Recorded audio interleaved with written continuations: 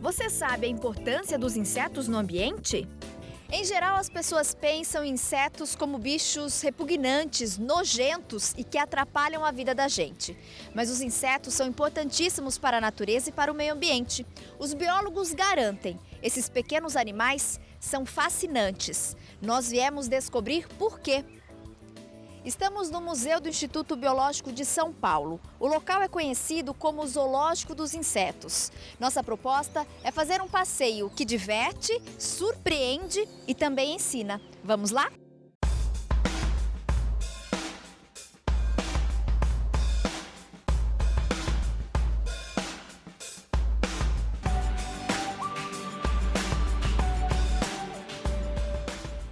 Quem vai nos passar todas as informações importantes sobre o mundo dos insetos é a Harumi Roxo, responsável por esse ambiente. Harumi, obrigada por nos receber.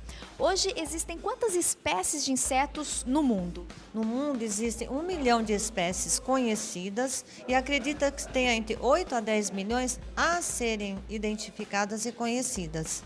Qual é a importância desses pequenos animais para o ecossistema? Eles são muito diversos em tamanho, em número, em comportamento.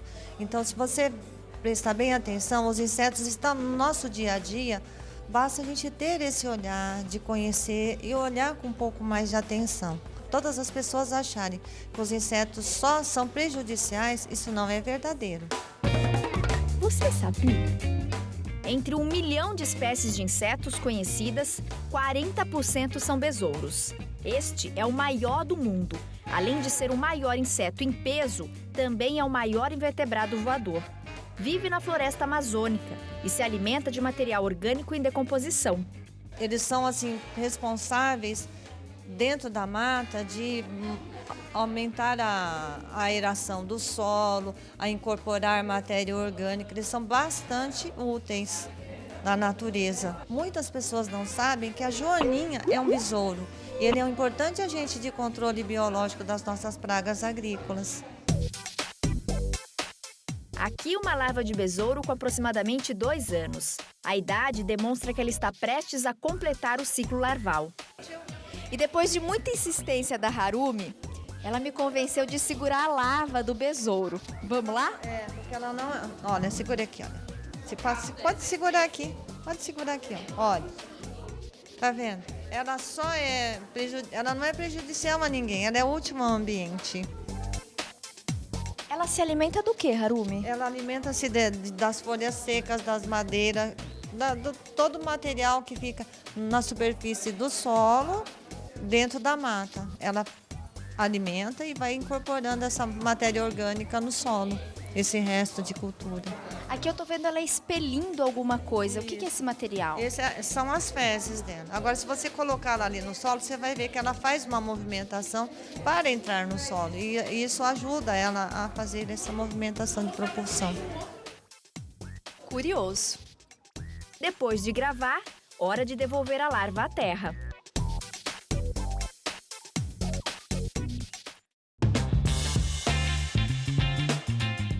Aqui nós temos algo muito interessante, que é o processo de vida dos besouros.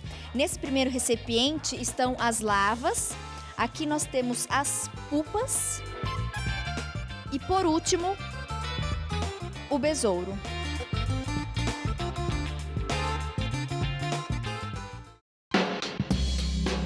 Aqui nós temos algumas espécies de insetos que são comestíveis, inclusive de alto valor nutritivo, né, Harum? Sim, nós dizemos que eles são uma opção de alimentação rica em proteínas e alguns sais minerais. Como é o caso dessa larva de besouro, que em muitos países eles são consumidos como assim, iguarias, como um aperitivo misturado a esse aqui é o macarrão e como o grilo, que eles fazem um petisco, eles comem isso naturalmente, fazem parte da sua cultura mesmo, de comer insetos.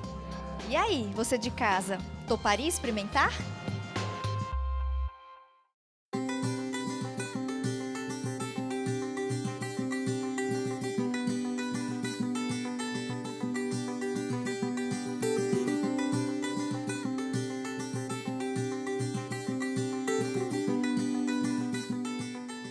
Durante a visita ao zoológico de insetos, ainda é possível contemplar uma exposição de borboletas gigantes. Símbolo de transformação e de um novo começo, a borboleta é um importante agente polinizador.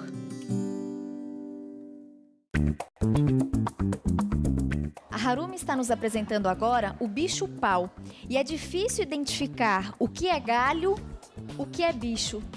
Muito semelhante, né, Harumi? Eles são muito semelhantes, eles ficam camuflados, né? É um meio deles se defenderem dos seus inimigos naturais, que são, entre eles, temos pássaros, né? Então, se ele ficar bem camuflado dentro da goiabeira, que é o alimento dela, ela vai ficar bem disfarçada, vamos dizer assim. Harumi, aqui qual é o macho e qual a fêmea?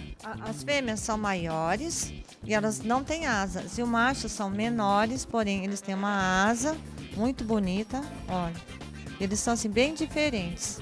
E os ovos deles se assemelham a sementes. Então todos esses mecanismos fazem com que eles se perpetuem na natureza, né?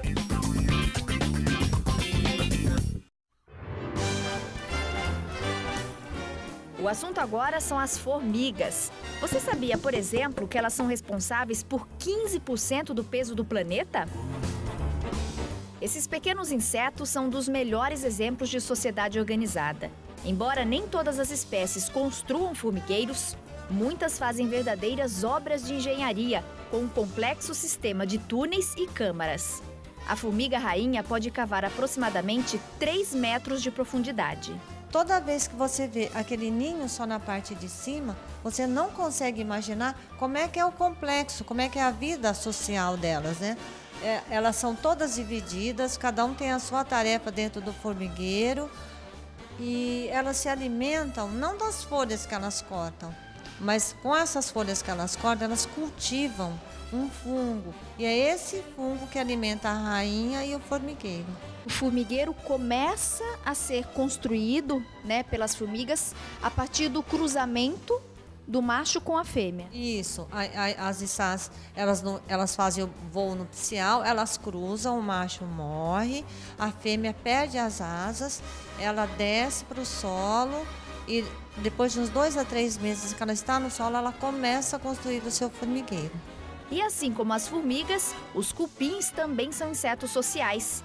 Muitas pessoas confundem as formigas com os cupins, mas entre eles há diferenças importantes. Nas formigas só existem operárias. Nos cupins, operários e operárias. As formas jovens dos cupins trabalham, as das formigas não. Nas colônias de cupins, o macho rei permanece sempre ao lado da fêmea rainha e auxilia na construção do ninho. Nas formigas, o macho fecunda a fêmea durante o voo nupcial e morre em seguida. Dependendo da espécie, a formiga pode se alimentar de pequenos animais mortos, frutos, sementes ou flores. A maioria se alimenta de um fungo criado no interior dos formigueiros. As folhas que elas carregam servem como alimento para esses fungos. As formigas residenciais consomem restos de alimentos humanos, especialmente os ricos em açúcar, como doces e massas.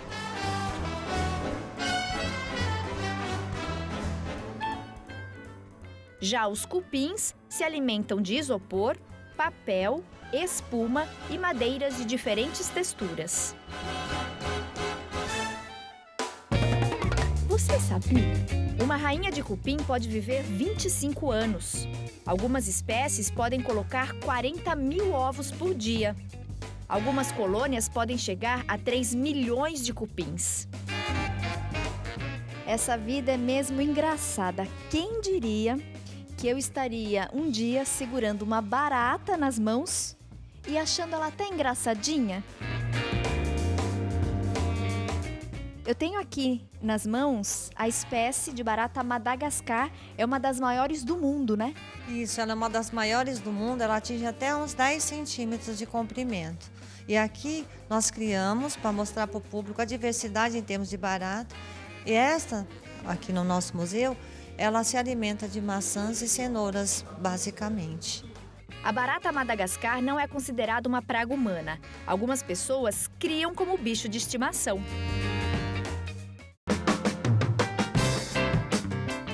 Bem diferente de outras espécies que às vezes encontramos em casa. É o caso da barata americana, que vive em ambientes escuros como sótãos, porões e esgoto. São comuns no mundo todo e fazem voos curtos. É a espécie mais resistente. Pode ficar 90 dias sem comida e 40 sem água. A barata germânica tem asas, mas não voa. Vivem em banheiros, cozinhas e dispensa de alimentos. As baratas são revestidas por um casco duro. O formato achatado permite que elas suportem esmagamentos leves sem morrer. E falando em baratas, você já viu uma corrida de baratas? Estamos no Baratódromo.